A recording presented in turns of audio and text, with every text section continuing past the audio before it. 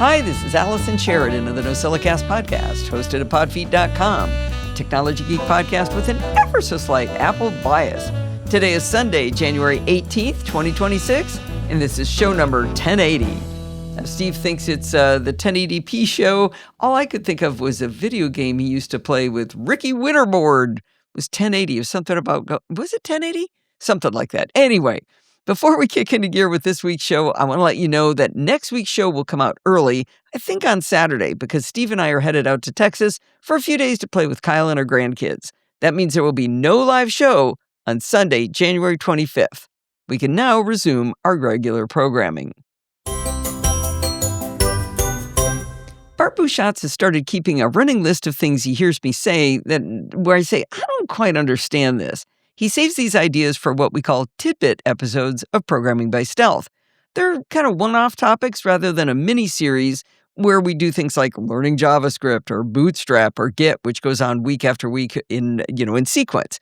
Over the years, podfeet.com has gone through quite a number of server changes as the site grew and technological advances made improvements possible. When Bill Reveal helped me do a major migration a few years ago, we changed the web server to something called Nginx.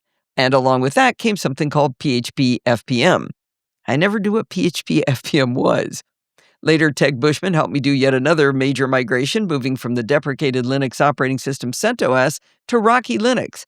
Sometime after that, the site was getting hammered by some external miscreants, and one of the symptoms we could measure was PHP FPM processes hitting 100%. Again, there's that PHP FPM thing I didn't understand. So, in our most recent installment of Programming by Stealth, Bart walks us through the evolution of podfeet.com kind of as a case study to explain the technology changes in web server management and what cool things are possible today that were not available to us more than 20 years ago when podfeet.com was born. The last part of the story finally teaches us what the heck this PHP FPM thing is. If you'd like to hear the story as taught by Bart, check out Tidbit 16, How podfeet.com Works, over at pbs.bartificer.net.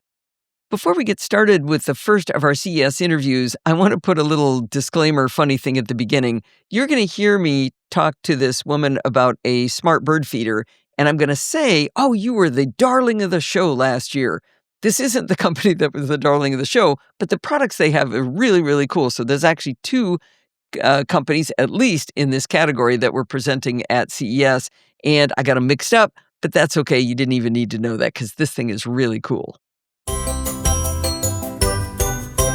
All right, so this booth looks super nerdy. We got a bunch of pipes. We've got some chemicals on them here. We're not really sure what we're looking at. We got some fun meters. So Steve and I, being nerds, we had to stop by as engineers. I'm here with Stephen Barty, and the company name is? Aerlyum. Aerlyum. Yeah. And what is this contraption representing here? So at Aerlyum, what we are doing is making fuels out of air. So here, what you can see is our reactor containing our patented material, and this reactor is able to catch the CO2 and transform it directly into different kind of fuels. And the first fuel we are doing is called methanol. Methanol. Yeah. Oh, okay. And methanol is used to power, for example, ships. It's also used to make sustainable aviation fuel, and it's also a building blocks for the world chemical industries, making plastics, paints, solvents, all that kind of crucial commodities. Okay, so air. Now, is this a simplification I'm looking at here, or is this really representative before I describe it? It's a kind of simplification, but more or less... Because we have a very small pipe that says air, Yeah. And it travels down, and we got a couple of little meters here, and then powered by air, and then magic happens, and it's methanol. Exactly. I think there's probably a little more to it than that. Yeah, it's a bit simplified, but basically what happened is air is going through a larger pipe than this one inside the reactor. Then the CO2 is trapped by our material. You can figure it as a sponge. So air passes through a sponge. The CO2 is trapped by the sponge. The rest of the air is released in the atmosphere. So air without CO2 released in the atmosphere. Once we have saturated our sponge, so our sponge cannot take more CO2, we stop everything. We stop flowing air. We flow hydrogen, which is the reactant that will react with the CO2. We heat up the reactor, and magic happens at the surface of our sponge. Or the reaction. maybe I could call it patents happened. Sorry? Patents happened. Exactly. This is in the reactor you're talking about, right? Yeah, it's this. Actually, this one is the reactor we have in our lab to make our optimization on material, etc. But the one we are building right now in our company in Paris is human tool. Okay. Where does the carbon go? Sorry, Where does the carbon go from the CO2? where is The it? carbon. Where does the carbon? The C in CO2, where does the carbon go? Somewhere. I see. Is there carbon in this? Yes, Okay. it's CH3OH. Methanol is the first alcohol you can do. Okay, Steve, you explain the answer, what he said to me. Methanol has carbon as part of Okay, so carbon's not a byproduct, it's part of methanol. Exactly. Oh. Carbon is trapped inside the methanol. Okay, you didn't have enough. ME is what confuses. It's not. ME is not a chemical, so you didn't have enough. We'd have to walk all the way around to read the label if it had the Exactly. CH2. Okay. ME is for methyl, actually. And methyl is CH3. Okay. That's why. Okay, there we go. Well, that's So- for chemists. This sounds like it's going to solve the problems of the world. Yeah, it's cool. We just need to scale up the technology. Right now, we are making 100 of kilos per month of methanol. So 100 of kilos per month of products means we capture 140 kilos of CO2 in the atmosphere. So it's already kilos, but it's not enough to solve our big problem. But yeah, once we will be at full scale, that could change the way we produce commodities. So how much energy do you have to put into this to cause this to work? Actually, this process is one of the most, let's say, efficient process we have in this domain. We achieve 55% energy efficiency. So it's the energy we put inside this process. We recover more than the half at the end with power of the methanol itself. So are you energy neutral, or are you putting more energy in? You need to be getting the energy from somewhere. Yeah, you always, more or less, always put more energy than That was a you test. recover. Yeah, because it's more or less like for example, a thermal engine. I think it's below 30%. The energy efficiency. Here we go up to 55% because of this patented material, which can combine different steps. So we remove a lot of energy-intensive steps that are actually used in the industry, in this industry. So that's why we are the best in that market. Do you have a method for using the methanol to power this thing? Not yet, but that's a good idea. Very good, very good. So if people want to learn more about what you're doing, I'm guessing this is not a product on the market, but if they're interested in this, where would they go? They can have a look at our website, www.aerleum.com. And Aerlyum is spelled AERLEUM.com. Actually, it's like petroleum, but we remove petrol, which is taking the carbon in the earth, with air. And AER. air, it's AER, Greek or Latin base. Very good, very good. Well, thank you very much. We all wish you the best of luck, Thank you so much. because we need it. Yeah, thank you so much. I thought that was really cool, and I think Steve should get that bird feeder for his birthday. Shh, don't tell him. When I explained to you how I mind map all of system settings for macOS 26, I stumbled across some applications hidden in macOS that I'd never seen before. I explained that while I knew about the ones that were in applications utilities, which some folks may not have realized were there, I'd found some buried even deeper. I told you at the time that I might come back and tell you about one of them. Later is now. The oddest and most intriguing app I discovered is called Panel Editor. When opening every single option in system settings and spelunking deep inside accessibility, I wandered into the section for those with motor control needs. I found Keyboard, and within there saw the option to toggle on something called Accessibility Keyboard. Within the same area, there was a button that said Panel Editor, and it explained the Panel Editor allows you to customize the panels shown by Accessibility Keyboard. I found Panel Editor again within the motor section of Accessibility, but this time it was under pointer control. We're going to do a deep dive into the Panel Editor application, but when I discovered the option to open it, I got curious about where on earth this application lived on my system. As I said, it wasn't in Applications, and it wasn't in the Utilities folder within Applications either. I used the delightful app Find Any File from apps.temple.org to figure out where Apple had buried this app.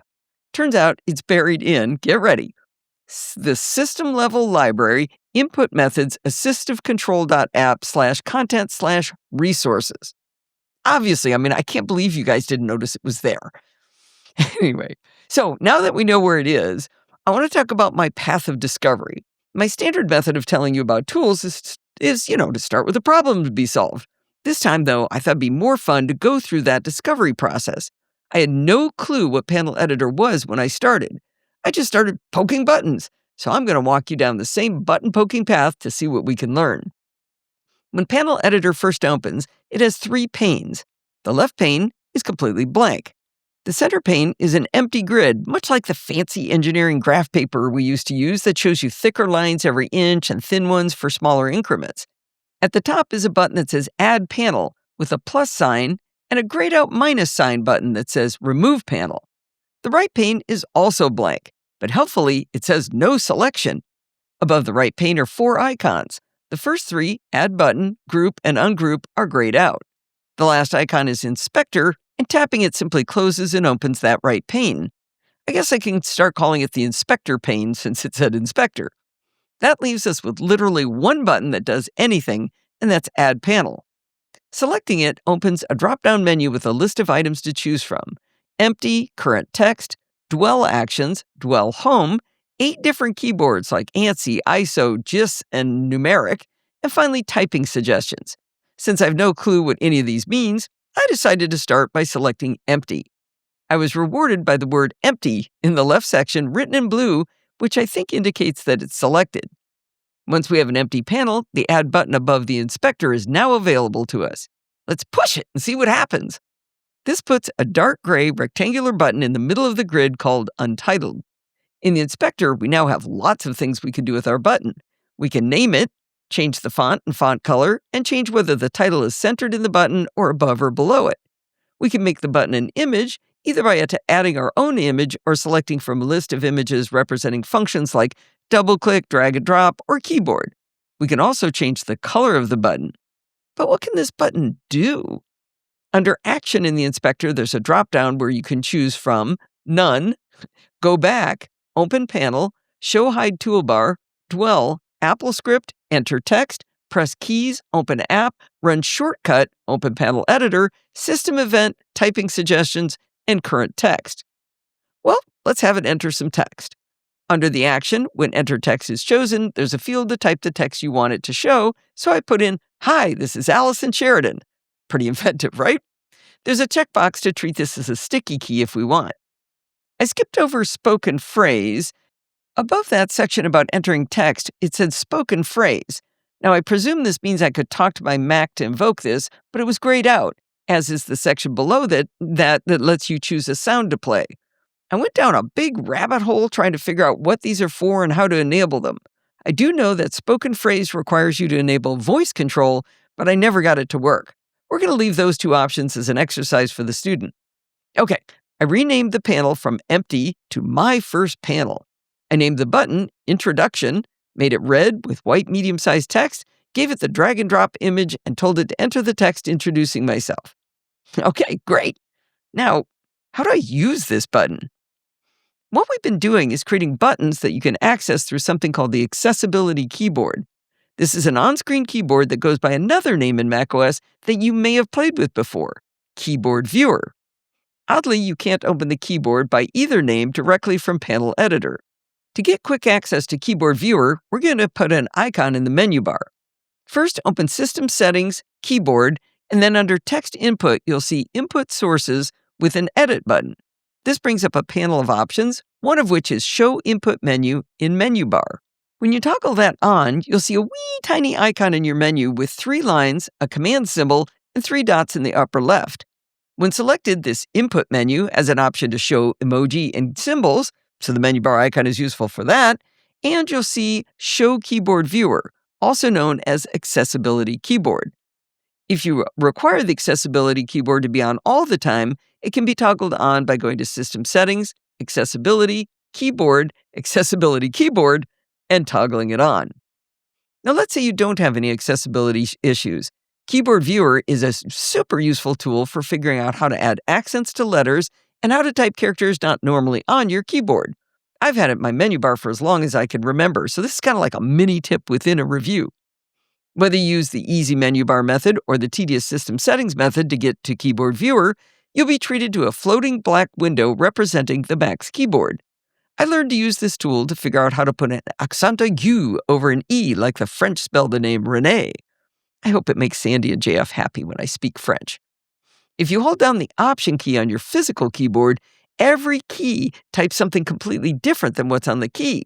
Keyboard Viewer will show you exactly what character will be typed. For example, with the Option key held down, the character W will now type the capital Greek character sigma. Some of the characters will show an orange box around them, which means they'll only be typed if you type them in conjunction with a regular character. For example, the character E changes to the accent aigu I mentioned earlier, but it has an orange box around it, which means you hold down Option, hit the E key once, let go, hit E again, and you get the E with the accent aigu. You can put that same accent over other letters, such as O, by typing Option E, O. Now, sadly, this method is kind of a lost art. With modern versions of macOS and iOS, you don't need to use the Keyboard Viewer to do this. Simply holding down the E key extra long, and you'll see all of the options to accent the character, including my beloved accent aigu. You kids today don't even have to work to get a circumflex or an umlaut when you need it. However, if you want to talk about money with Bart, you might need to use the Keyboard Viewer. It reveals that if you hold down Option Shift 2, it will type the symbol for euro. Okay, that's enough about Keyboard Viewer and why you might want it at your fingertips. But what does that have to do with accessibility in this panel editor we've been playing with?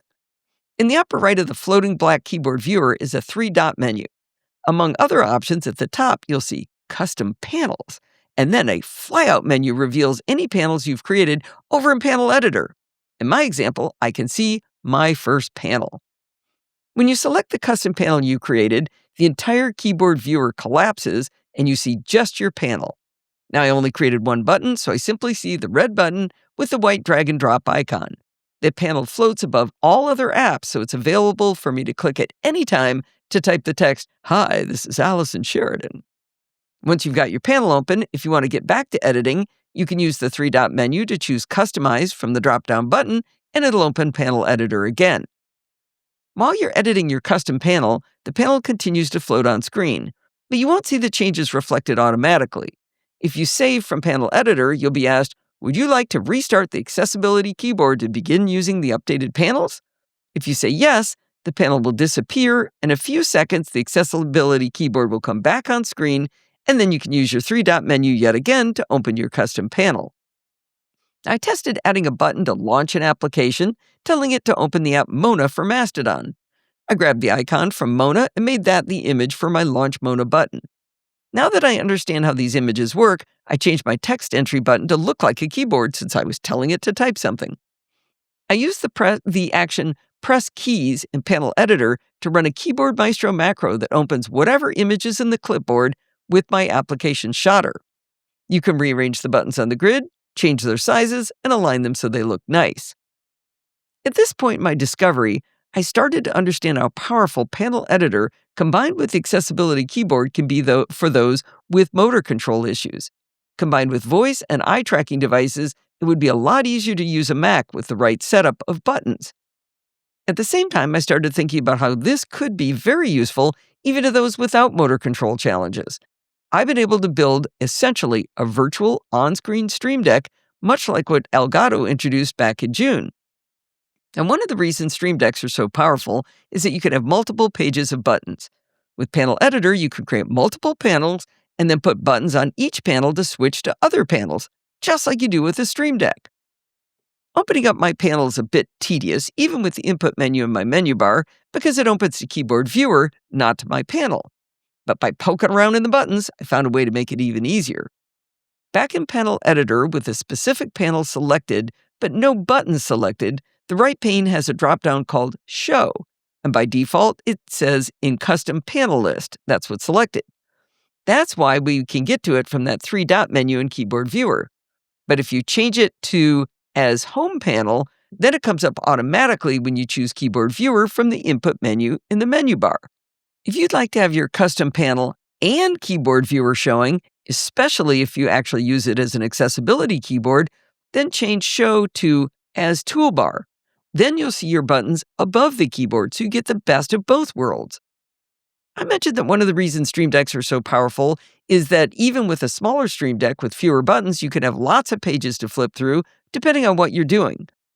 In Panel Editor, you can set a specific panel to auto-show for specific apps. Let me explain by example. In the panel menu, I can set my custom panel to show for specific apps, and let's say I want to show it when I'm using Bear to write the show notes. Instead of making my 3-button panel the default, I can leave it as part of the custom panel list. That'll give me Keyboard Viewer showing in its default condition. But when I switch to Bear, it automatically changes to the little 3-button panel I created. Isn't that cool? You can assign a specific panel to be shown for multiple apps as well. Now, whether you're currently abled or need assistance, you may want to move your panels to different Macs. Perhaps you're helping someone else build the panels that they need to comfortably and efficiently use their Mac. Or perhaps you live the multiple Mac lifestyle. Like the panel editor application itself, the panels you create are buried really deep in the system, but it's easy to save a version where you can actually find it. In the File menu, choose Duplicate. The window title across the top will be very long. I don't know, it's got this long gloppy name, but it turns out it actually gives you access to the Save As dialog box if you widen the window enough. It's got that little downward chevron you've seen before when you want to rename a file. If you do select that, you can save the file, share it with yourself or your friends, family, and even coworkers if you like those coworkers. Now, you can't double-click that file to open it, because while it looks like a single file with the .asc config extension, it's actually a package file. But on the recipient Mac, open Panel Editor, and from the File menu, you can easily choose Import Panels to bring it in. Just in case you want to try this, I compressed my first panel as a zip file, and I provided a download link to it in the show notes. Give it a try. The bottom line is that I had a lot of fun discovering this hidden gem buried in macOS, and I hope you enjoyed this circuitous journey I took you on before you got to know what the heck I was teaching you. I'm not sure this is for everyone, but we're a pretty nerdy crowd around here, and I hope you'll give it a try and just think about what Panel Editor might be able to do for you. Believe it or not, I skipped over a lot of stuff in Panel Editor, so maybe you'll find even more fun to be had.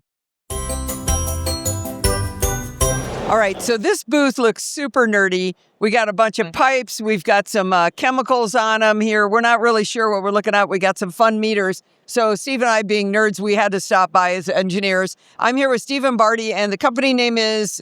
Aerlyum. Aerlyum. Yeah. And what is this contraption representing here? So at Aerlyum, what we are doing is making fuels out of air. So here, what you can see is our reactor containing our patented material. And this reactor is able to catch the CO2 and transform it directly into different kind of fuels. And the first fuel we are doing is called methanol. Methanol. Oh, okay. And methanol is used to power, for example, ships. It's also used to make sustainable aviation fuel. And it's also a building block for the world chemical industries, making plastics, paints, solvents, all that kind of crucial commodities. Okay, so air. Now, is this a simplification I'm looking at here, or is this really representative before I describe it? It's a kind of simplification, but more or less... Because we have a very small pipe that says air, Yeah. and it travels down, and we got a couple of little meters here, and then powered by air, and then magic happens, and it's methanol. Exactly. I think there's probably a little more to it than that. Yeah, it's a bit simplified, but basically what happened is air is going through a larger pipe than this one inside the reactor. Then the CO2 is trapped by our material. You can figure it as a sponge. So air passes through a sponge. The CO2 is trapped by the sponge. The rest of the air is released in the atmosphere. So air without CO2 released in the atmosphere. Once we have saturated our sponge, so our sponge cannot take more CO2, we stop everything. We stop flowing air. We flow hydrogen, which is the reactant that will react with the CO2. We heat up the reactor, and magic happen at the surface of our sponge. Or the reaction. Maybe I could call it patents happened. Sorry? Patents happened. Exactly. This is in the reactor you're talking about, right? Yeah. It's this. Actually, this one is the reactor we have in our lab to make our optimization on material, etc. But the one we are building right now in our company in Paris is human tool. Okay. Where does the carbon go? Sorry? Where does the carbon go from the CO2? Where is the carbon? Where does the carbon? The C in CO2, where does the carbon go? Somewhere. I see. Is there carbon in this? Yes. Okay. It's CH3OH. Methanol is the first alcohol you can do. Okay, Steve, you explain the answer, what he said to me. Methanol has carbon as part of Okay, so carbon's not a byproduct, it's part of methanol. Exactly. Oh. Carbon is trapped inside the methanol. Okay, you didn't have enough. ME is what confuses. It's not. ME is not a chemical, so you didn't have enough. We'd have to walk all the way around to read the label if it had the Exactly. CH2. Okay. ME is for methyl, actually. And methyl is CH3. Okay. That's why. Okay, there we go. Well, So that's for chemists. this sounds like it's going to solve the problems of the world. Yeah, it could.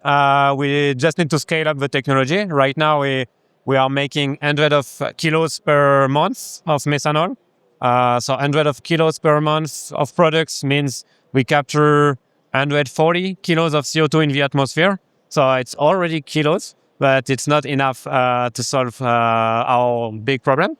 But yeah, once we will be at full scale, that could change the way we produce commodities. So how much energy do you have to put into this to cause this to work?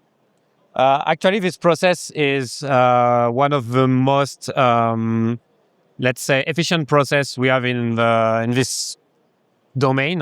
We achieve 55% energy efficiency. So it's the energy we put inside this process. We recover more than the half at the end with power of the methanol itself. So are you energy neutral, or are you putting more energy in? You need to be getting the energy from somewhere. Yeah, you always, more or less, always put more energy than That was a you test. recover. Yeah, because it's more or less like for example, a thermal engine. I think it's below 30%. The energy efficiency. Here we go up to 55% because of this patented material, which can combine different steps. So we remove a lot of energy-intensive steps that are actually used in the industry, in this industry. So that's why we are the best in that market. Do you have a method for using the methanol to power this? Not yet, but that's a good idea. Very good, very good. So if people want to learn more about what you're doing, I'm guessing this is not a product on the market, but if they're interested in this, where would they go? They can have a look at our website, www.aerleum.com. And Aerlyum is spelled AERLEUM.com. Actually, it's like petroleum, but we remove petrol, which is taking the carbon in the earth, with air. And air, it's AER, Greek or Latin base. Very good, very good. Well, thank you very much. We all wish you the best of luck. Thank you so much. Because we need it. Yeah, thank you so much. Whenever someone makes a new pledge to support the Podfeet podcast via Patreon, I immediately log into the service to check their work. You see, when you pledge to support the NosillaCast, you choose a dollar amount or euro or yen, whatever you got, on a per episode basis. Now, the great thing about Patreon is you can also set a limit to how much per month you want to pledge, regardless of how many episodes I make in a month. Now, you get a new NosillaCast every week, but some months have more weeks than others, so the amount of money you'd be spending would be uneven. Now, the reason I check is that I get an email that simply says what the per episode pledge was, but that doesn't tell me what monthly limit might have been set by someone, and once in a while, people have made mistakes that would have left them quite cranky with the service and with me. That happened just this week when John Denning became our latest Patreon donor. His per episode pledge was extremely generous, so I wanted to check whether he'd set that same amount as his monthly max. Turns out he'd set his monthly max to $240 a month. Now, I know John, and he's a fantastic guy and very generous, but I was relatively certain that's not what he meant to do. I wrote to him immediately, and he was able to fix it to set it to the correct amount. I tell you this story for two reasons. One is to thank John publicly for the years of support through fun email exchanges, as well as his generous donation. The second reason is to let you know about this monthly Max trick, which makes managing your money easier and more consistent. If you'd like to check it out, please go to podfeet.com/Patreon and pledge your support.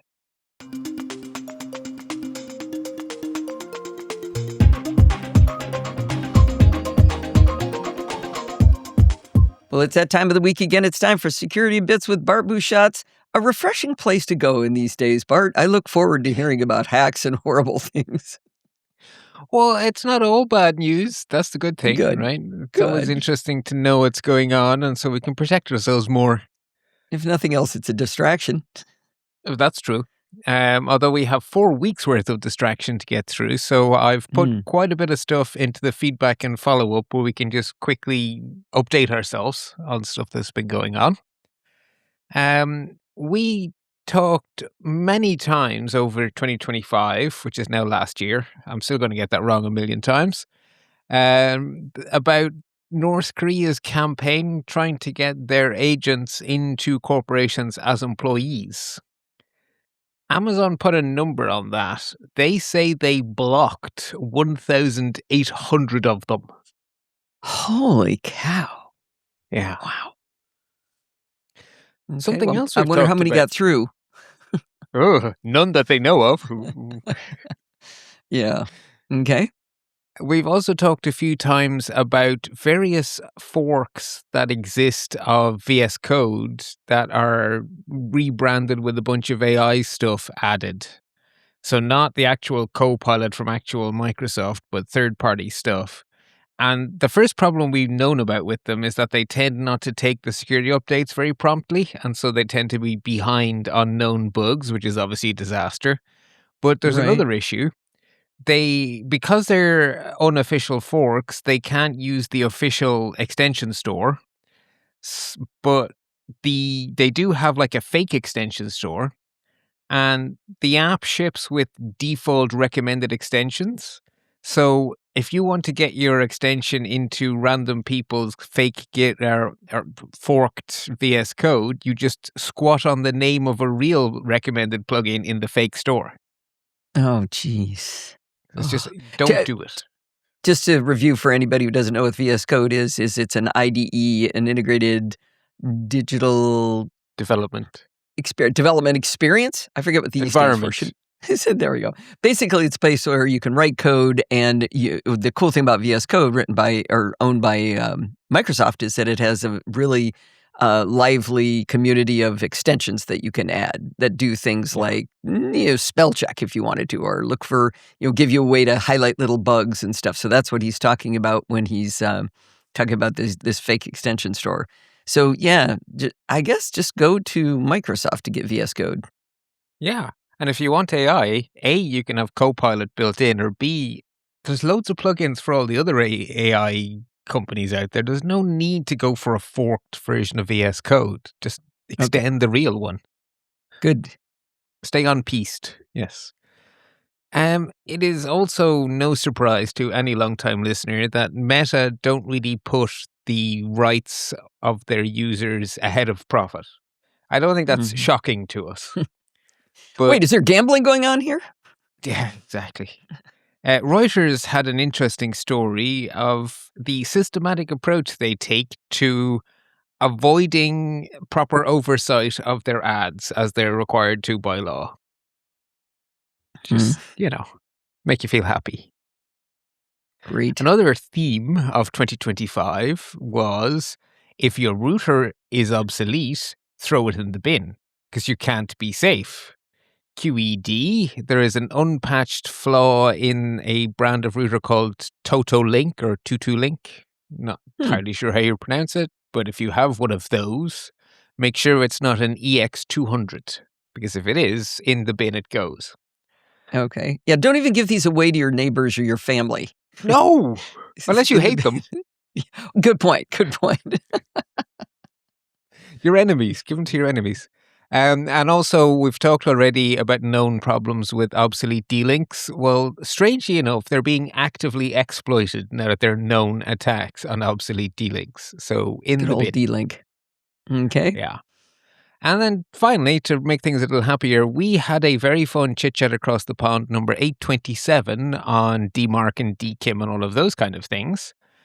And if you're wondering why it might be important, a little case study from Microsoft, who are warning people that Office 365 using corporations who have failed to correctly configure DKIM are being actively attacked.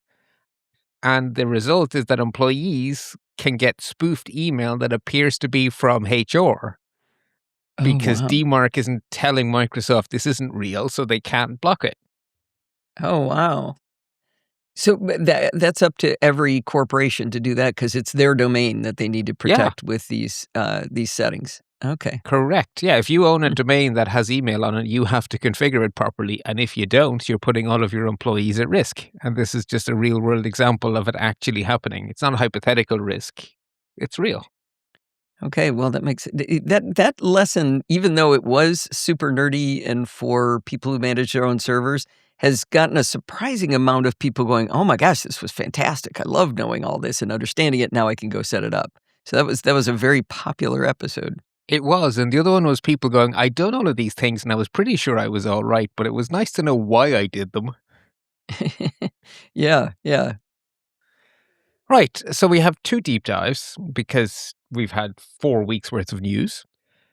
So the first one is the one I want you to pay the most attention to, I think, because I think there's the most thing to be aware of for more of our listeners. So it's been a bad couple of weeks for Bluetooth.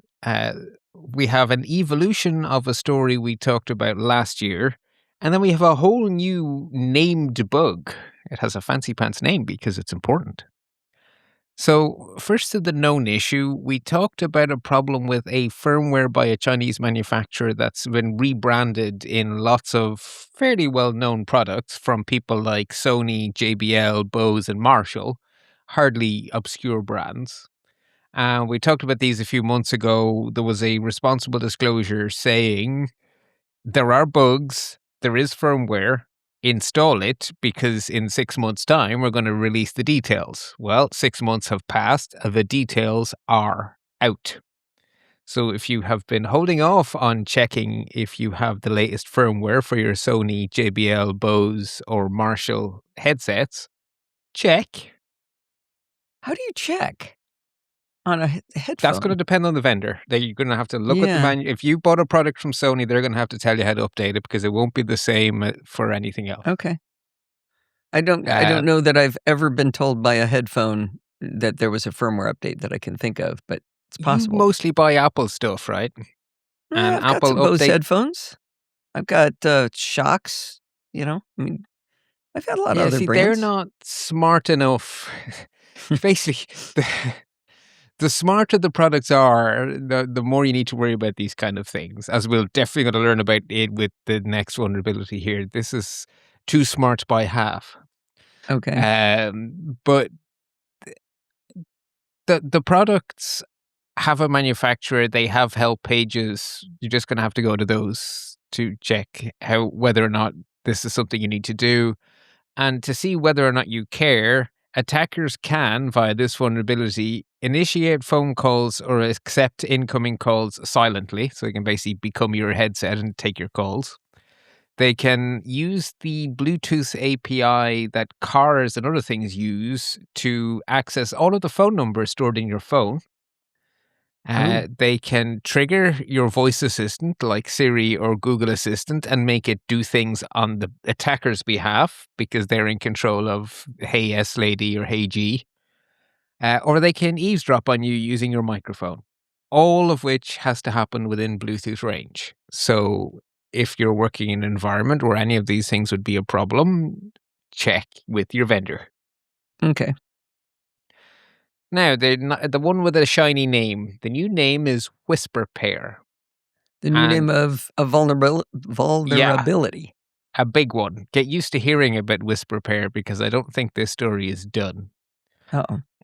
This affects really big brands. This affects Google, Jabra, JBL, Logitech, Marshall, Nothing, OnePlus, Sony, Soundcore, Xiaomi, and even Beats. Not Apple, Beats. And it's all down to Google. So not Apple's own brand, but Beats is owned by Apple. Yeah, but Beats has advanced Android compatibility, and that's the source of the problem. So all of this comes down to something called fast pair, which is a protocol Google invented to give their users an experience similar to what you get with Apple's own branded stuff, where it just pairs by opening the case and all of this cool magic. Right? The experience of it. I'm going to add another company, Bang & Olufsen's on this list too. Oh, okay. I think I was using a summary from Cyber Insider, so I guess they have a different opinion of who's most important. Okay, I'm using the link that you put in the show notes to whisperpair.eu. It's great. He's got it's got a list of all the different specific models from those companies that are vulnerable. And whether or not they are, some of them are in there. Like I own some Soundcore stuff, and when I put mine in, it said not vulnerable. I was like, yay. Okay, good. So actually, I need to give a little shout out here, a little bit of pride. So this was discovered by the amazing computer scientists in KU Leuven, which is one of the major universities in Belgium.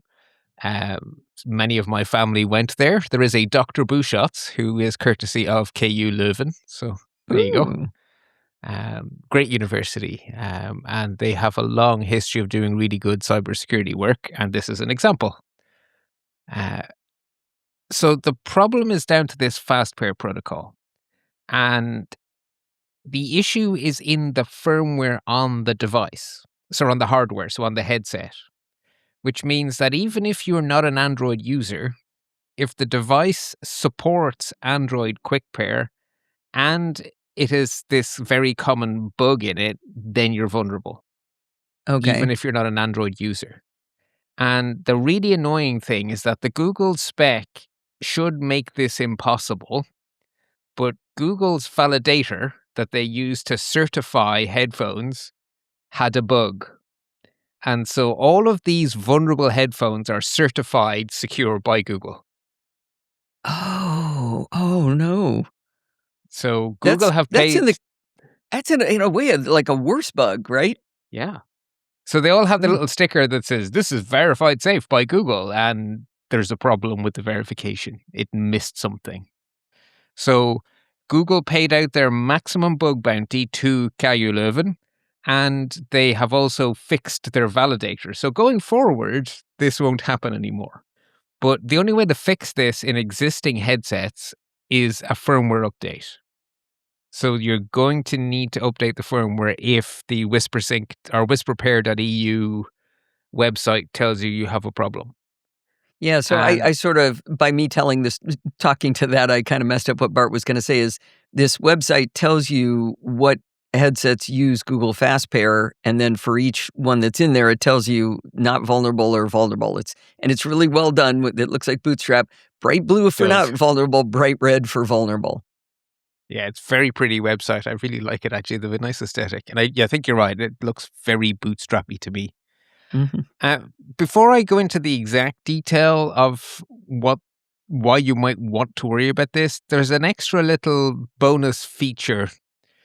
Fast Pair doesn't only do the Bluetooth pairing, it also gives devices that have Google's equivalent of Find My, which is called Find Hub, a quick pair to onboard the device to tracking.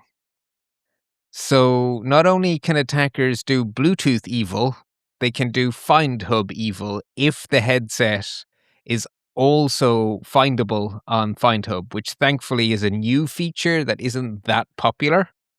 Okay. But those devices have extra big problems. Now, there are 3 caveats, thank goodness, to that Find Hub thing. So the first is most devices don't have it because it's new. The second is if you have already registered your device to your Google account, the attacker can't register the device. So this is only for people who have a device that is capable but not onboarded.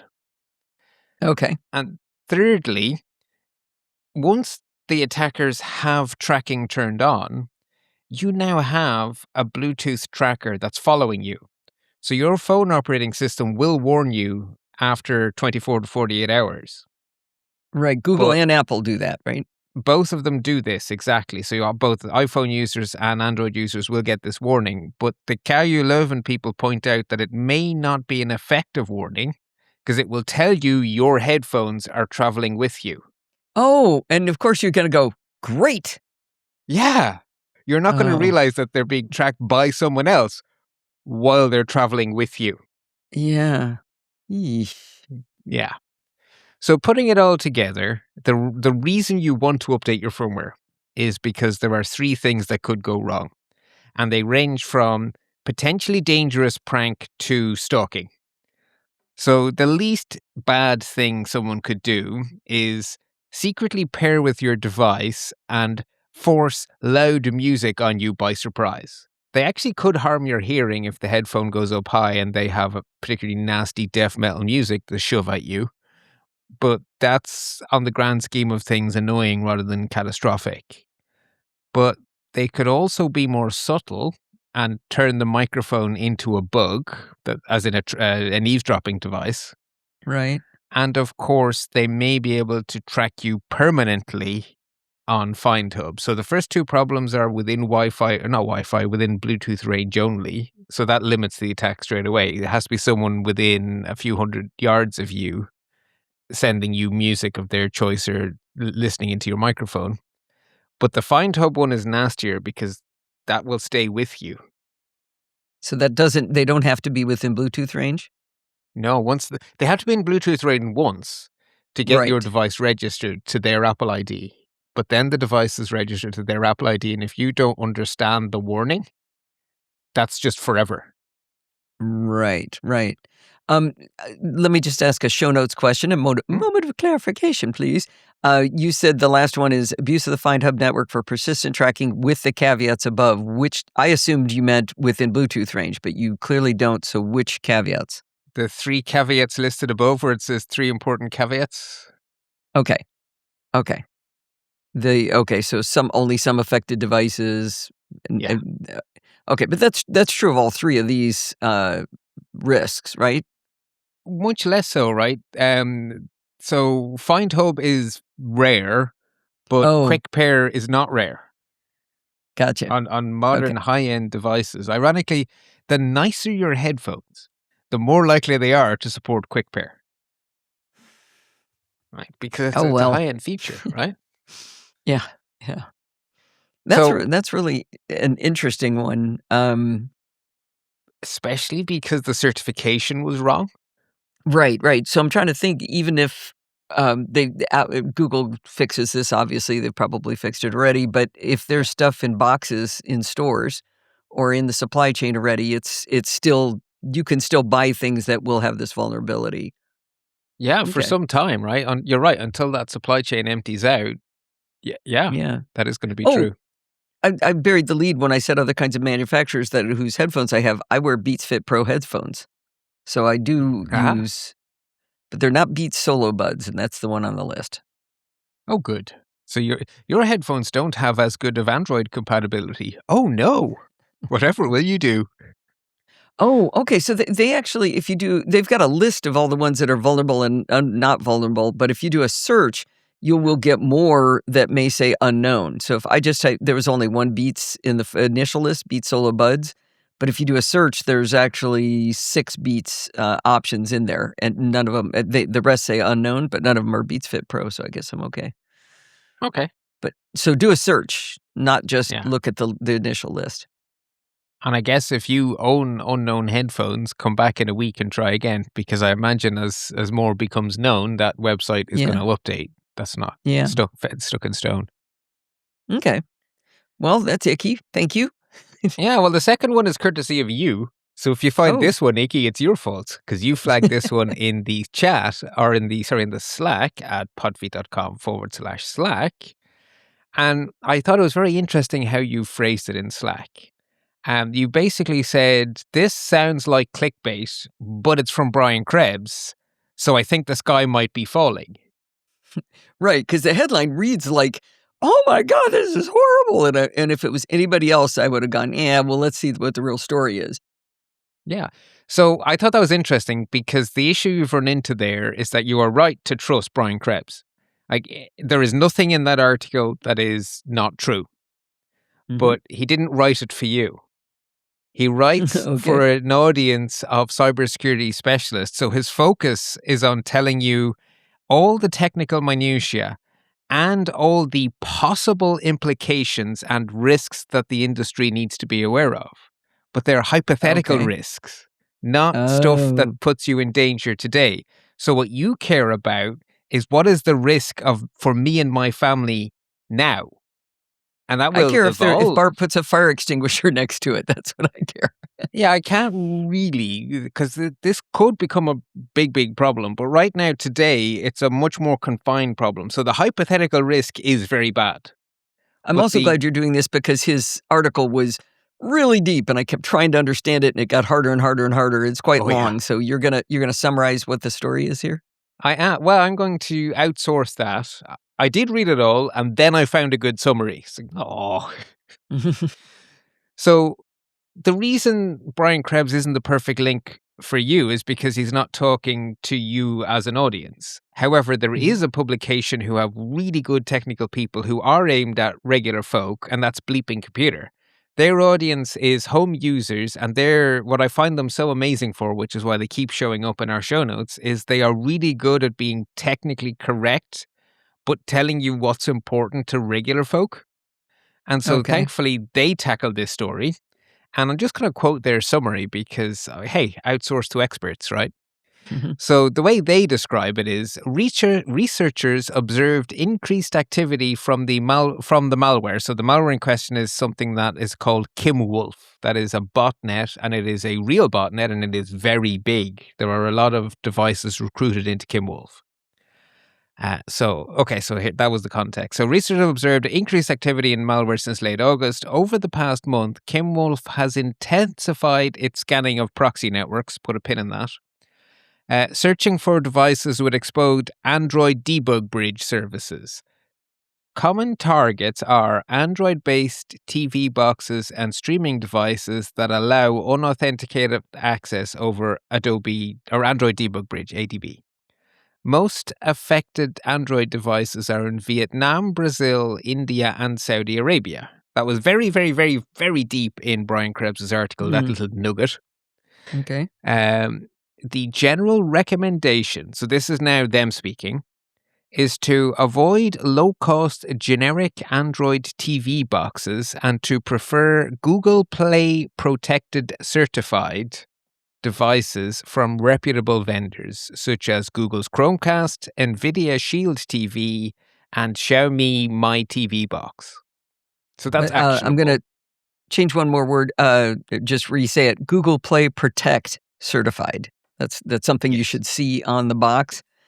We don't want to discount Vietnam, Brazil, India, and Saudi Arabia. Anybody who's listening from there, we care about you too. We do. Now, other coverage uses less colloquial terms than Bleeping Computer. These devices that are affected are sold as ways to pirate television. Oh, interesting. They are pirate boxes, which is why they're not on the Google Play services and why they're not getting the proper updates, because their function is to give people access to stuff they're not paying for. Interesting. Well, now, Brian also talked about smart picture frames. That was in the hypothetical category. So I'm going to get to that, right? So right now, today, the people who have a big problem are people who have Android TV boxes of dubious origin.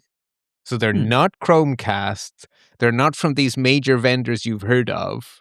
They were probably sold on the black market to get you free Sky Television in the UK without paying for it, those kind of things. So we call them dodgy boxes in our local media. Okay. Which is a very Irish way of saying devices for piracy, but dodgy boxes. That's a good name. Yeah. So that gives you an idea that this is not the kind of thing you're going to stumble into unless you start to go into the darker edges of the internet. So good. No hair on fire today. Okay. But these attackers did use a very interesting new approach. So let's now that we know not to set our hair on fire, let's dig in a little bit more and see what the possible future risks are. So at the moment, the attackers are using these Android TV boxes, but there's no earthly reason you couldn't use any Android-based device that is not signed up to Google Play Services. So Google Play Services means you have the official Google Store. And a few years ago, Google realized that they could never update everyone's Android, but what they can do is update 90% of Android through Play Services. So Google Play Services is how they sneak security updates into devices whose vendors have abandoned them. So Google Play Okay. Services actually gives you a lot of protection. So any Android device with Google Play is way, way, way more secure than any Android device without it. And that's very useful. So I do think the advice of avoiding Android-based, basically smart devices of any kind from vendors you've never heard of remains really good advice. It's one thing if they're Matter certified, because now they have literally been tested in a lab. And so you can stand over what they do. But if you have a smart device that isn't Matter certified or on Google Play Services, I really wouldn't put it on my network, or at least separate it using the Y-shaped router configuration we talked about many times over the last couple of years, but isolate it from important stuff. Because it's kind of the Wild West. So that's definitely a takeaway.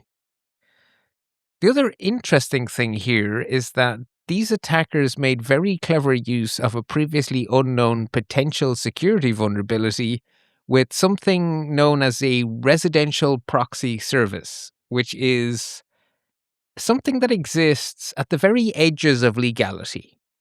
These companies are registered and they claim to be legitimate businesses, and a bit like they're sort of that greyware sort of a thing.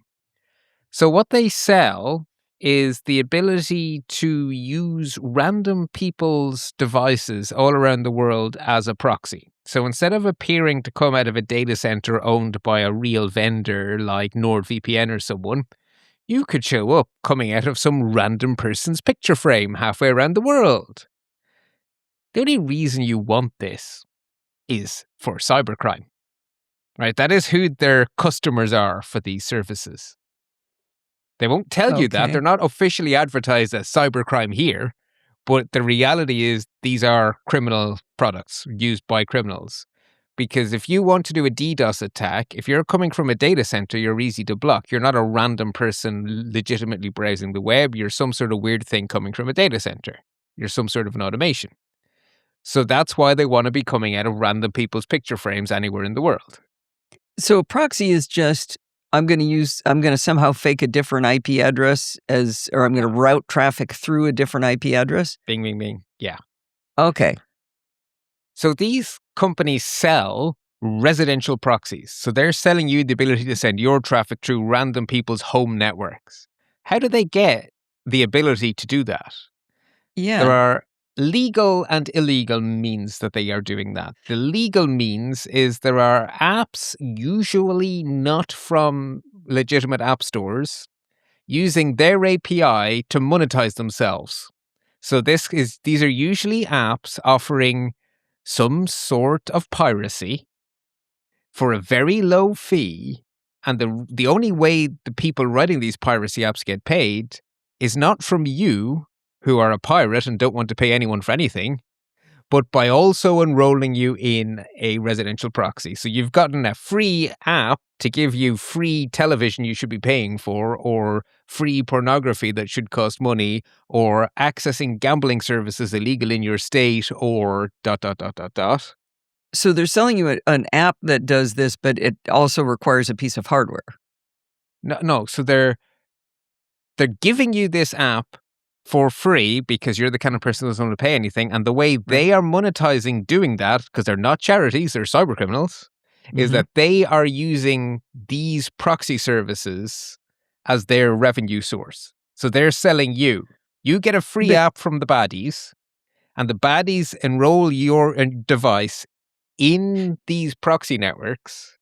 But that's what I'm saying. I have to not only get an app that says I want to, or that allows me to bypass these laws or whatever, pirate something, but I also have to have a device like one of these routers or I have to have some No. device that, Your well, phone. you said device.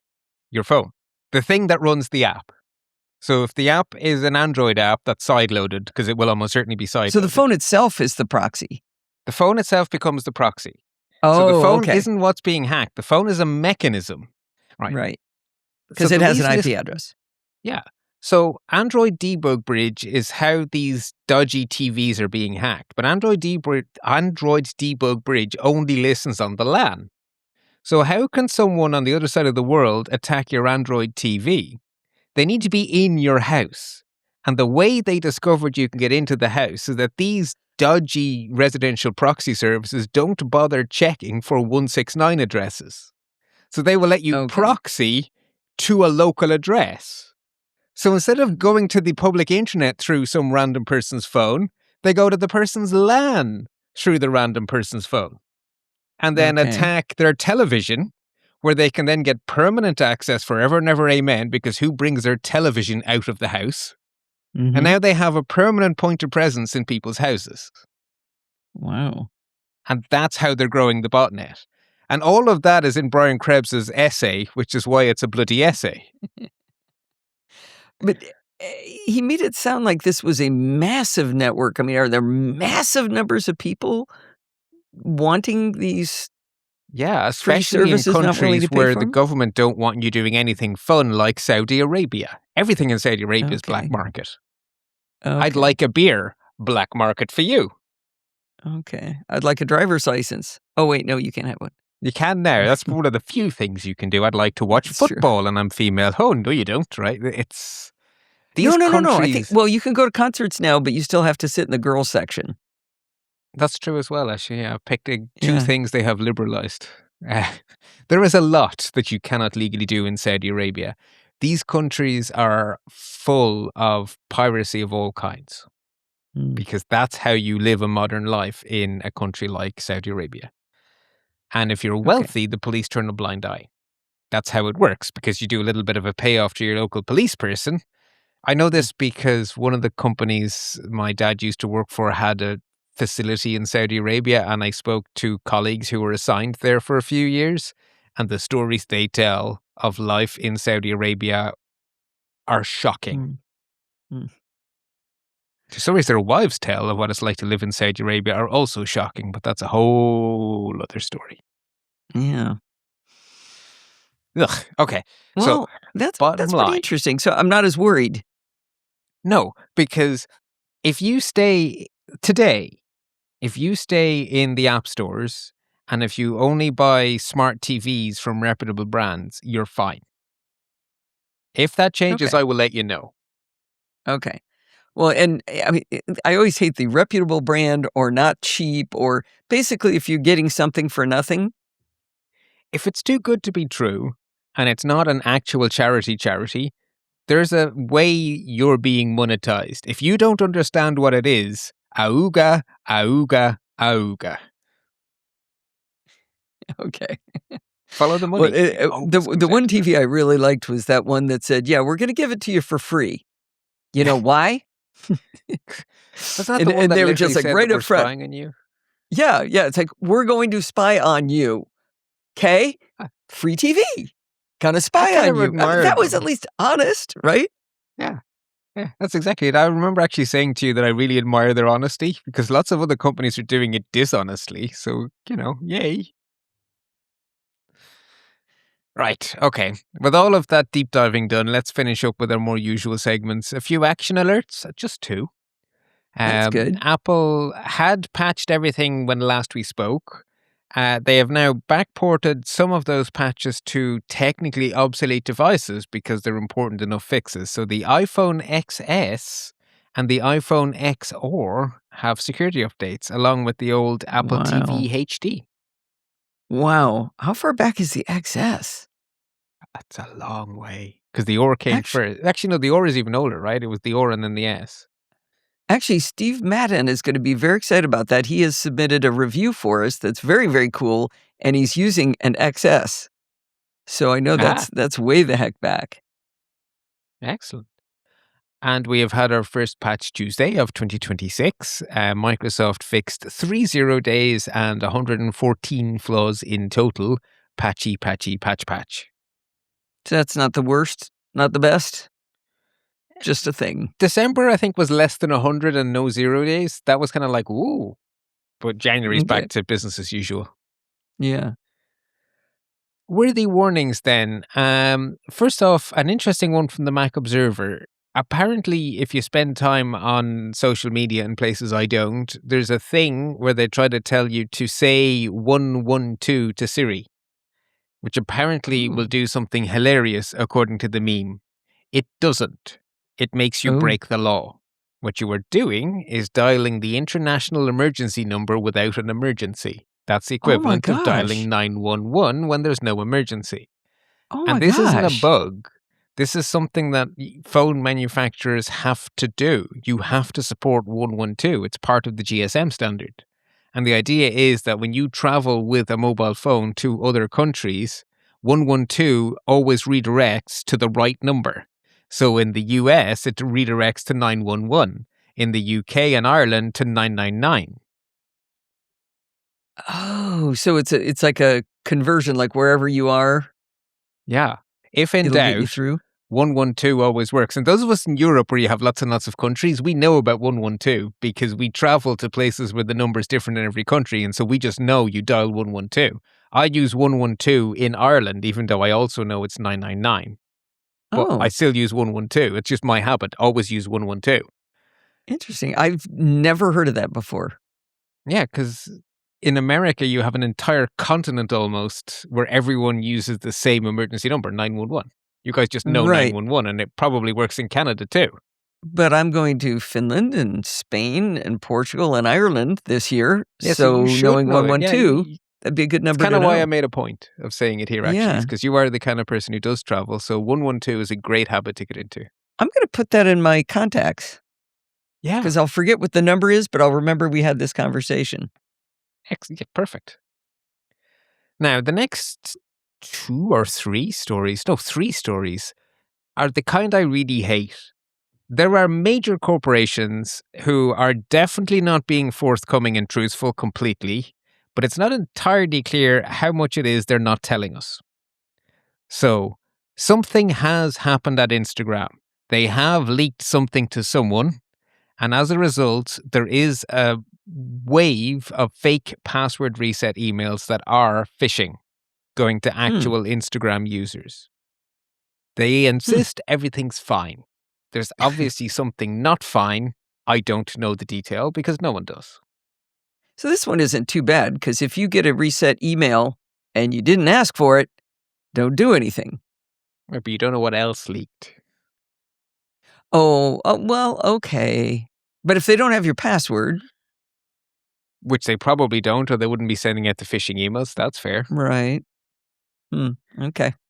Awesome. I don't know what I don't know, so it's very hard to judge how cranky I am. Grubhub are also being spectacularly uncommunicative. There is very good evidence they have suffered a major breach.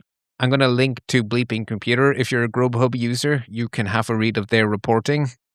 It seems but to they me haven't there's something admitted going on anything? Here. Yeah, but there's officially everything's fine. I don't think so. And secondly, Wired is caught up in a great big mess. And unfortunately, they're now a Condé Nast company, and Condé Nast have previous. Condé Nast have had breaches and have never been good about it. It looks like it happened again. Wow. So, yeah, as I say, links in show notes for whatever we know. For the Condé Nast one, Bleeping Computer have done some original reporting, and they have verified the leaked data is real. So it seems there is a problem. But we may never know because it's Condé Nast. Yeah, pretty much. Notable news then, and I have very much put these so that it's good news at the end. But to be honest, I don't see any actual bad news in here now that I look at my show notes again. First off, Leo Laporte and Steve Gibson like to recommend an app called Threema, which takes a different approach to privacy very good approach where every contact has a traffic light with one of 3 states, hence it's called threema. Utterly unverified people are red. People you've communicated with before but never verified person to person physically are orange. They're probably okay. And people whom you have scanned each other's QR code in real life and therefore know for sure are 100% verified are green. And so everyone has a traffic light, hence threema.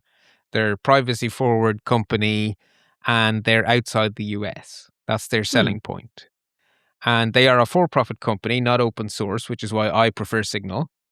But they are an interesting alternative, and they were sold, which worried me because, what's going to happen? Turns out they were sold to private equity who focus on providing European digitally sovereign, privacy-friendly services.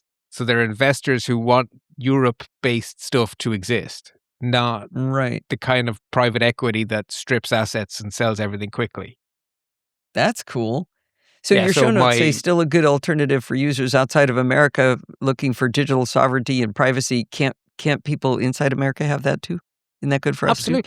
Absolutely. Okay, just checking. You can benefit from that, but the target audience is very much Europeans who are wary of being within reach of US law enforcement. Good. Your local state has a very nice privacy law, very much inspired by the European laws, and that has moved on. So the CPAA promised to do a few things, and one of those has now become real. So CPAA says you should be able to opt out of all sorts of tracking. What's CPAA? The California Privacy Something Act. I think that acronym might be out of order. It has some C's and P's and A's in it. I'll look for it. CCPA, I thought it was. California Consumer Privacy Act. CCPA. CCPA. You're right. Yay! I was going by memory there and rather pleased with myself. So for people in California, that's the thing that does the pop-up that says, do you want to opt out of cookies? That is one of the things it does. It is a much broader law. It gives all sorts of rights. And one of those rights is the right to opt out of tracking. And they have now made that right easier for Californian citizens to opt into by providing the Delete Request and Opt-out Platform, or DROP. This will get you out of all of the data brokers in one easy step. Really? Yeah. Does it stop the pop-ups?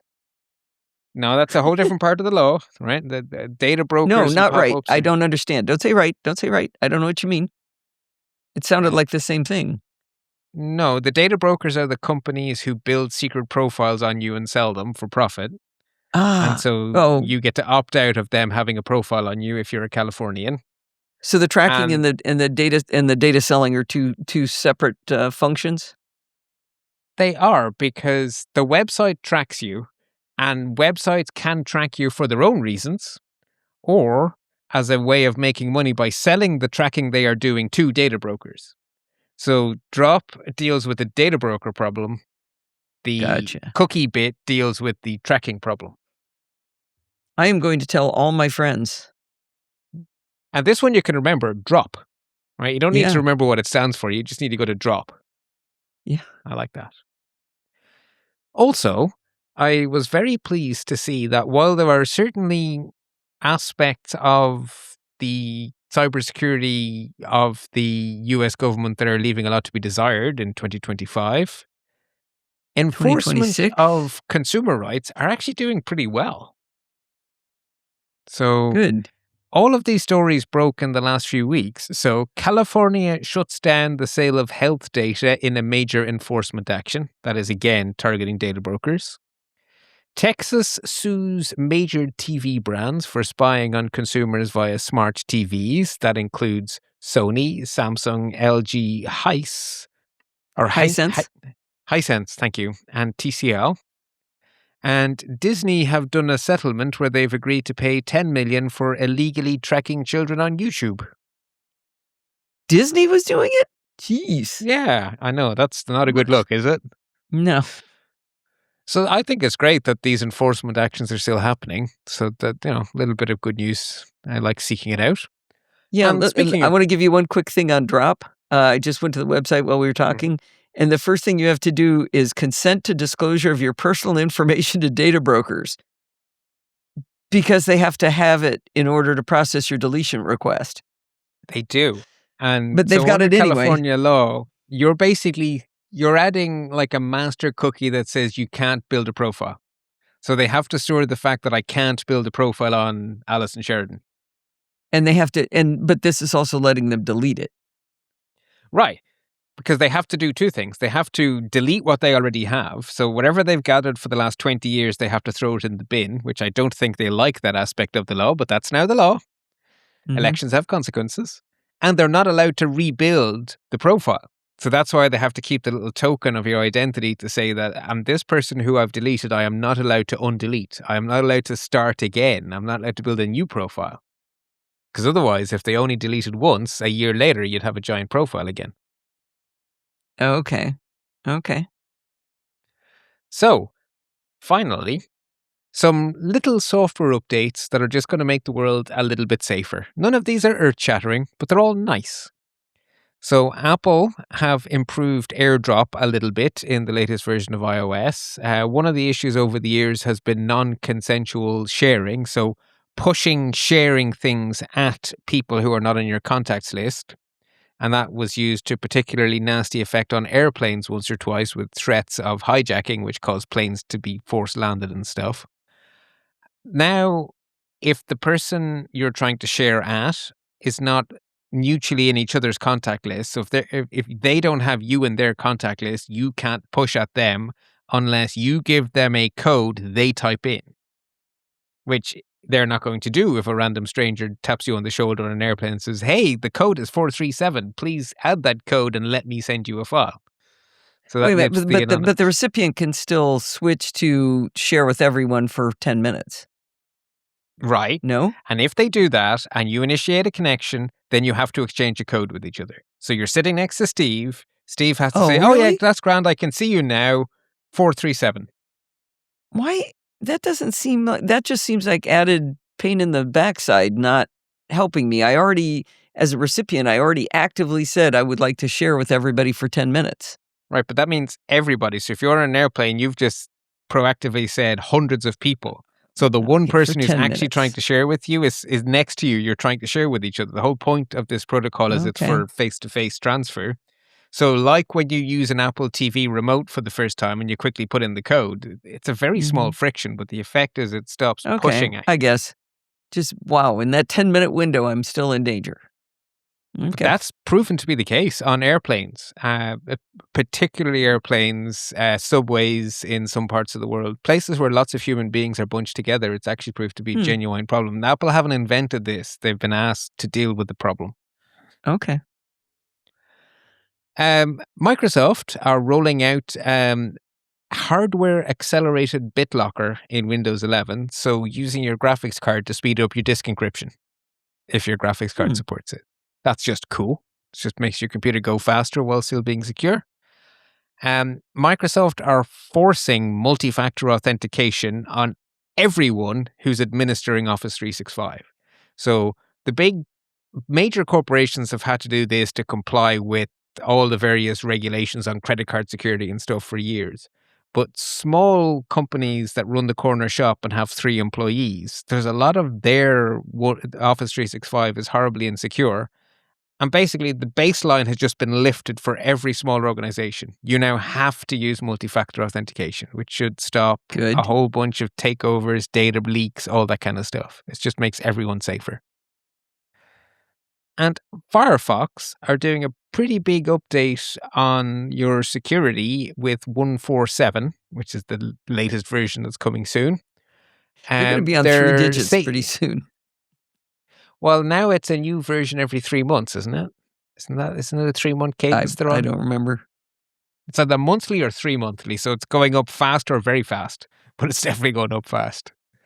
They have a thing called safe browsing, and they've just done a major revision from the 4th version of safe browsing to version 5. Basically, it just tightens up all the defaults, makes everything just that a little bit safer on Firefox. I have 2 interesting insights, and these are not something I think everyone should read, but I think there are people in our audience who might find value in reading them. So the first is a really nice overview from Bleeping Computer of the biggest cybersecurity stories of 2025. It's actually a very thoughtful look back at the year. Some people may find that enjoyable. Definitely not enjoyable, but you may want to know. Brian Krebs, yet again, has a detailed analysis of the negative changes in cybersecurity under Trump 2.0. So that is an overview. I didn't enjoy reading it, but I did read it all. Insightful as always. And then finally, this is very nerdy, but the takeaway is very interesting. So in order to secure something, you have to have a language for the whole community to share. If you can't even describe a problem, how do you try to cooperate to fix the problem? Right. So the first step when there's a new cybersecurity problem is to agree a language. And that has just happened for agentic AI, which is definitely a big new buzzword. So OWASP, the people who are famous for their top 10 lists, have released their first draft top 10 vulnerabilities for agentic AI. So that when people are having conversations about what do I need to think about when thinking of deploying agentic AI, now you have 10 bullet points to focus your attention. When researchers are trying to figure out whether or not a specific agentic AI is vulnerable, they have 10 topics that they need to investigate. So this just makes it possible for cybersecurity to work. This is very good in this Wild West world of agentic AI. I don't think I've heard of OWASP before. OWASP. I've mentioned their top 10 in passing every now and then. It's one of those, basically the OWASP top 10 of most common vulnerabilities hasn't changed much since the 1980s because people make the same dumb mistakes on their websites since the 1980s. It's very depressing. Okay, so this is a framework that gives you an ID, a risk, and a description so that you have like you say, almost like a lingua franca. You've got a common language to discuss. Okay. Yeah. This is very important, Cool. but very, very dull and boring. There are things like cascading failures, unexpected code execution, supply chain vulnerabilities. I'm closing this tab. I don't want to look at this. No, this other people should secure you from this stuff, and they're now able to do it better. Good. Do we get to do palate cleansers yet? Why, yes, we do. Would you like to go first? I would love to go start. If you know anyone under, 20, you may have heard them laughing about the number 67. I've got grandchildren and they just think this is the funniest number in the world and it means absolutely nothing. XKCD took it on and it's fantastic. There's a banner across the top that says Mathematical Society 2025 meeting, and there's 4 people talking. The first one says, any other new developments from the year to cover before we wrap? Second person says, oh, the teens picked a new funny number. The third person says, aw, I'm glad to hear they're still doing that. And the fourth person says, I'll add it to the list. And the numbers are 23, in a parentheses, it says skidoo. You remember the old-timey 23 skidoo, 42, 1337, 69, 58008. You have to have used a calculator in high school or in elementary school to get that one. 420. I got that one, I'm old.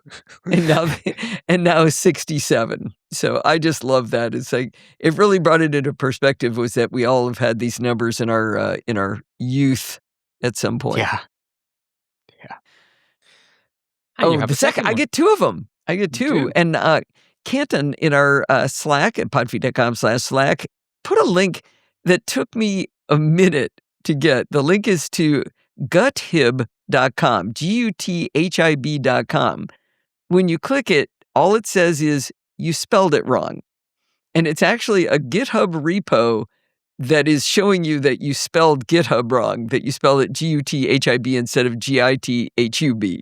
And it took me the longest time to get. I just sat there going, what is this? Anyway, thank you, Canton. It took me 2 days. I saw it go by in the Slack, and I went, oh, look, someone posted a link to the GitHub homepage. Oh, okay. And then you went, oh, this is great. Add it as a palate cleanser. And I went, what? And then I looked again and I still didn't see it. And I went, that's weird. I'll look at that later. And then I clicked on it. And then it said, this is a typo or something like that, Yeah, whatever you just spelled said. it wrong. Yeah, I said And it was a GitHub repo. It then isn't. I went, oh. And what I just love about people. this. I love people. Right. So there is really good research that humans, when they skim read, they look for the shape of words. So first letter, middle letter, last letter. If those three are right, your brain almost always matrixes it to whatever it should be as you speed read. So GTB, they're correct. GTHB in this case, sorry. Yeah, I didn't why see the it at all. brain just goes, yeah, whatever. Yeah, that's GitHub. It's brilliant. So I have 3 palette cleansers in different media. So first, I actually have a video. So I was very, very pleased with myself for spending most of my Christmas building a Lego model of the Enterprise D, the nicest Enterprise of all. And I posted about it on social media with great pride. And I got a reply from one of my colleagues at Maynooth University who makes me look like an amateur nerd. Dave is king of nerds. And he built something called an orrery out of Lego. An orrery is a moving model of the solar system. So it's basically spinning circles on top of spinning circles. And so you have the sun, the earth, and the moon. And when you crank the handle, they spin around each other accurately. Oh my gosh. I've never heard of an orrery, but I looked it up thinking you did a typo. ORRERY. Oh, that's it's a difficult fantastic. word to say and to type, but it's a real one. Yeah. Did they create it or is there a kit? I believe there's a kit, but either way, that's even more nerdy than my Star Trek Starship. Yeah, that's pretty fun. I love it.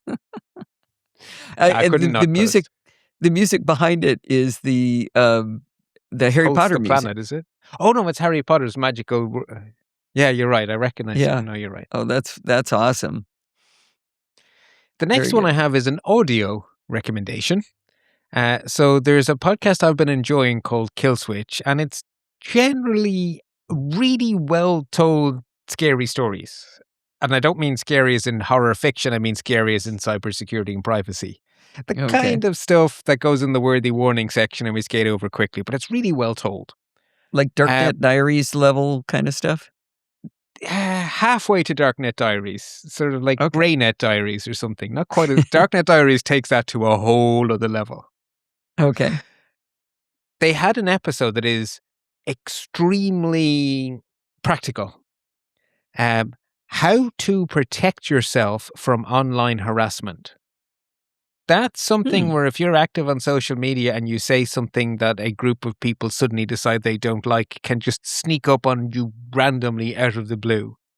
So actually, this was a really good discussion of how it happens and what to do if it happens to you. And I think the episode is worth a listen. One of those, learn it and hope you never need it. But they link out to a resource that I think you should bookmark. One of those, have it bookmarked in case you need it, pray you never do. The Online Harassment Field Manual from Penn America. So I think that's Penn State, penn.org. Penn, that's not Penn as in penetration test. No, it's a .org, so I think it's Penn State. It'd be penn.edu probably if it was. It's just Penn America. Yeah. Well, basically, this is from the expert they interviewed in the show, and the expert was very expert, and the field guide seemed like a really good thing. So I figured it was worth separately calling out. Yeah, that does sound interesting. Just for example, it is, or for explanation, it is not Penn State or, it's some standalone thing called Penn America. Don't know what that is. Okay, there we are. Nothing to do with ballpoint. Okay, cool. The last thing I have is a link to a little article from John Gruber, which is linking to a paywalled article elsewhere. But something me and John Gruber have in common is that good design is just pleasing in a way that good art is. So there is a guy in Ford who many, many years ago had a problem where he would be driving different Ford cars all the time. And half of them had the gas tank on the left and half of them had the gas tank on the right. And he'd never know when he pulled into a gas station whether or not he'd have to do a UE to get gas. And this made him cranky. And rather than just being cranky, he had a thought.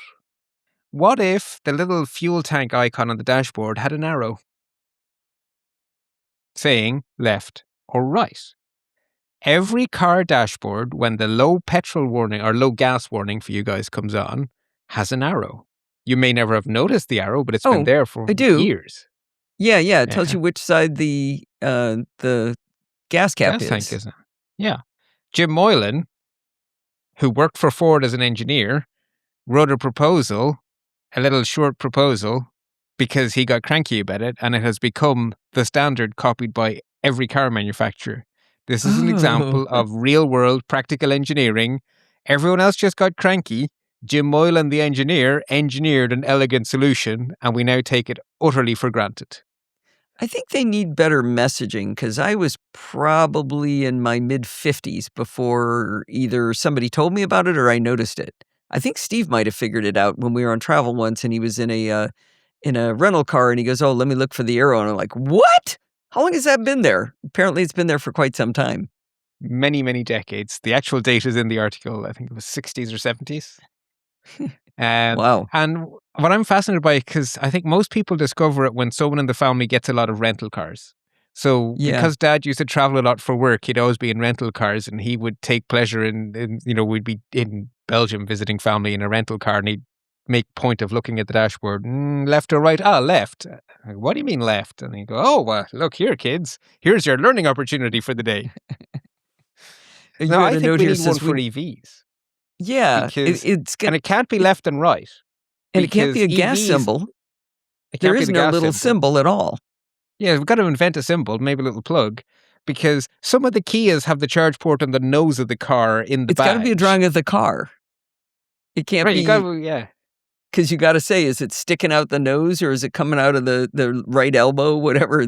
They have come up with some really creative and ugly places to put that plug. With the BMWs, I don't like the nose one. I find weird because it's at the front fender. So it's on the side, but next to the front wheel instead of next to the back wheel. And that one just confuses the heck out of me. And the Kias with the thing in the front, so it looks like you're leading them by their Kia logo, is really weird. Yeah. It's probably just what we're used to, though. We expect it to be where the gas tank is, and there's no reason it would have to be. How's about because that's where everyone expects it? Your Tesla, my old Tesla, and my new Polestar, they're just where the gas tank was. And they have a little flap, and it opens up, and you plug in. That probably has to do with how they build the batteries and where they put things, optimizing for the powertrain and all that. I don't know. I think it's because that's where people expect to put stuff into cars. Honestly, no, I know, but I'm just saying the ones that are not putting it there. Yeah, absolutely. They've designed it in some way. We have a frunk, or I have a frunk, so there's no space up there for there to be the charger to be in the front. So, yeah, that's really interesting. The Moylan arrow, that's who we have to thank for that little symbol. Yeah. And I wonder if you are listening to this and you've made it to the end of this very long show, did you know about the Moylan arrow before Bart mentioned it? Or did you just go, what? How long has that been there? I'd love to hear from somebody who just learned it today. That would be fun. Podfeet.com/Slack. Let us know, because I'm genuinely curious how common this knowledge is. I think it's so fun to know. Very good. All right, Bart. Well, this did end up a lot more fun at the end. Good palate cleansing. There we go. I may be out of practice, but I still know what I'm doing. And we may be out of practice, but the universal advice remains the same, whether it's 2026, it'll probably be true in 2027. Until next time, stay patched so you stay secure. Well, that's going to wind us up for this week. Did you know you can email me at allison@podfeet.com like John Dunning does all the time?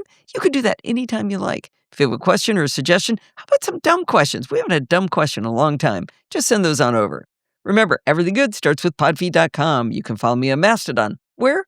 podfeet.com/Mastodon. If you want to listen to the podcast on YouTube like the kids do these days, go to podfeet.com/YouTube. If you want to join the conversation, you can join our Slack community at podfeet.com/Slack. And there you can talk to me and all of the other lovely Nosilla castaways. Like Bart keeps mentioning, it's a great place to talk about security too.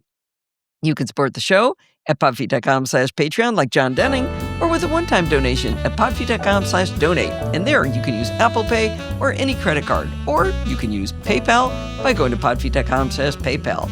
And if you want to join in the fun of the live show, you're going to have to wait until February 1st to head on over to podfeet.com/live on Sunday nights at 5 p.m. Pacific time and join the friendly and enthusiastic Nozilla castaways.